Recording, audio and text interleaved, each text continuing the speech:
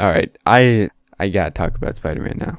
I'm a huge diehard Spider-Man fan since forever. I'm even wearing a Spider-Man t-shirt right now, I just realized. But they did it. They did it. I Tom Holland, he's playing Spider-Man. He's like around this, he's closest to the age of the character. So I believe he was like 19 at time of filming. So he might be like 20 or something now. But still, like, this Spider-Man is supposed to be, he's had his powers for 6 months. So he can't be more than 15 or 16. Because he got his powers when he was 15. He says in the Civil War comic arc. Story arc. Whatever. The comic. So he's 15 or 16. And the actor is actually like kind of looks that age, which is good. Instead of having like Tobey Maguire, who looked like a weird man child guy. No offense to him. Like, he did a great job with his writing, with what he was given. But I really thought that Tobey Maguire as Spider-Man, he was kind of like way too emotional about stuff. Like, every time he got a chance, he'd just like cry and mope around about stuff. And it was just kind of, they're a little bit slow, I thought, those movies. But I was one of the few people who actually thought Spider-Man 3 was a really good movie. So you probably, lost all sort of, I probably lost any sort of credibility by now, but oh well. Anyway, I also thought that Andrew Garfield as Spider-Man, I thought he was the best when he was best out of two by far, I thought. And I thought those two movies, Spider-Man 1, Amazing Spider-Man 1 and Amazing Spider-Man 2 were just amazing. Amazing Spider-Man 2 is my favorite movie of all time. That movie was like trashed by critics and stuff and by viewers. That is my favorite movie of all time. It was such a comic book movie. Like, it was basically watching a comic, but with real life people. Like, it was super duper stylized and so good, I thought. And a lot of people don't share my opinion, which is fine. And another thing is, we're gonna talk about this Spider-Man. This is the Spider-Man. Tom Holland is Peter Parker, and Peter Parker is Spider-Man, and you already knew that, but it's very much the 60s version of Spider-Man, like the classic Spider-Man, where he's like really pretty like polite and stuff, and he's like really, really smart, and he's like, his family, Aunt May and him are he and Aunt May, or how you say it, they're very poor. He references like digging stuff out of dumpsters and stuff, and like just to get a computer, he just dug it out of the trash, and he made his own suit, and his own suit is like trashy and stuff, but it's homemade and it's really cool. And I really like how they talked about how he has his goggles things. He has goggles on his suit that are like black tinted goggles, and that he says how it blocks out the he refers to it as like kind of helping him focus, like blocking out all of his spider senses. He's not really like fully in control of that yet, I don't think, and is just taking in so much more than he's used to, all at the same time. So he like starts, or so he has to block out all the distractions with tinted goggles, I guess. I don't know, it wasn't really clear, but I liked the reasoning behind that. I think that's something that like I've never heard of in Spider-Man, like of him talking about that, about like having distractions and because of his spider sense, like getting used to it. I thought that was a really cool kind of touch for that. And so then it is revealed that this suit that is shown in the trailers is something made by Tony Stark, which I really kind of wish it would have been the Iron Spider. But, I mean, I don't... Then we would have had to go to 3 suits like he made of himself, because there's probably not much of a possibility of him making those, like, shifting eye things, which also I thought that was a great design choice, because in the comics, the artist will draw his like, the whites of his mask, the eye parts, like, they'll draw them, like, different shapes and, like, to show expression. And he can do that, like, the people who are making these movies can do that digitally now. And that's great. Like, they never were really able to do that with, like, just a regular mask, because obviously masks don't work that way, unless you're Deadpool, which, you know, Ryan Reynolds' Deadpool costume, just the eyes somehow move and stuff. But anyway, I think that was a really cool design choice. I think it was cool that Tony Stark just kind of drops in their house and he's like, hey, wow, you have a scholarship, and he's just like trying to get Peter to play along and stuff.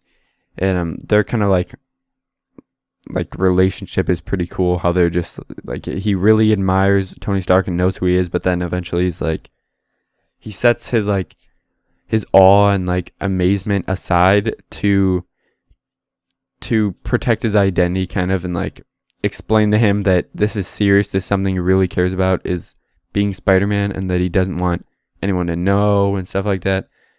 And he just wants to like do what he can. I think that's super duper cool. So they really did a good job with that. I'm not gonna lie, when they the Tony Stark was like, oh, I know a guy, and then it flashed on the screen like really big letters, Queens, like Queens, New York, I jumped in my seat like involuntarily, and I like punched my fist in the air, like, yeah, yeah, yeah. Well, anyway, so I never thought this would come out. I never thought this movie would ever happen. I never even imagined that Avengers movie would come out. So, like, because I have a vague understanding of, like, copyright laws and, like licensing. So that, like, because I knew that, like, having heroes in the same movie kind of would cause trouble sometimes if the companies weren't owned all by each other.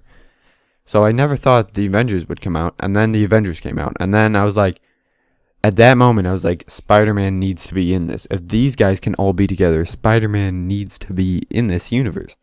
But then I was like, oh man, Sony owns it, so that'll never happen. I was like, pretty, like, it's disappointing, but I really liked what they were doing with Amazing Spider-Man. And then they stopped doing that, which is kind of a shame. But, I don't know. I knew that they should do that, and I was like, he needs to be in there. And then I was like, that'll never happen. But then Sony made that deal, or Marvel made that deal with Sony, rather, and they said that they could go over there, like they could do a thing together.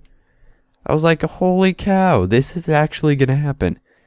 And it finally did, and I was like, that was the best thing ever. That was great. His costume looks a lot like classic Spider-Man. The eyes, the emblem on his chest, it all looks a lot like, it just is Spider-Man. Like, that's classic comic version of Spider-Man. And his web shooters, how he made them themselves, I'm glad they stuck with that. I was kind of worried because if Iron Man was like making his stuff, that I didn't want him to just kind of just pretend like Peter Parker wasn't with that. And I don't think they really did a good job of showing that, like, Peter Parker's like a really smart guy, and either franchise of Andrew Garfield or Tobey Maguire, because like Tobey Maguire would just get picked on in school, and then he kind of stopped going to class so that he could be Spider-Man for a long time. And then as Andrew Garfield, he like also his grades were just dropping because of being Spider-Man, which I guess happens in the comics, but like it doesn't really show how. I don't know. I guess Andrew Garfield one kind of did. I don't know. Either way, I really thought they did. Like that was my main like focus of this movie was like I really love his storyline, but when's Spider-Man gonna be here? Like when am I gonna be able to see like the new Spider-Man? It was everything I could have hoped, honestly.